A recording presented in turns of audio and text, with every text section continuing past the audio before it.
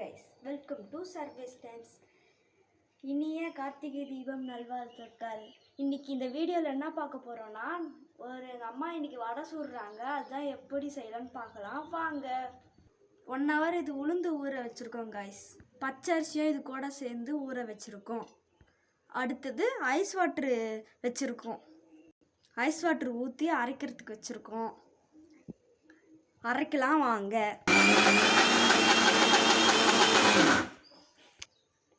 எங்கள் அம்மா இது மிக்சியில் தான் அரைச்சாங்க. உப்பு தேவையான அளவுக்கு போட்டுக்கலாம். அடுத்தது இது வெங்காயம், கொத்தமல்லி, பச்சை மிளகா, கருவேப்பிலை கைஸ். நல்லா எங்கள் அம்மா மாவு பசைஞ்சிக்கிறாங்க. நல்லா வடை போட்டுக்கலாம். நல்லா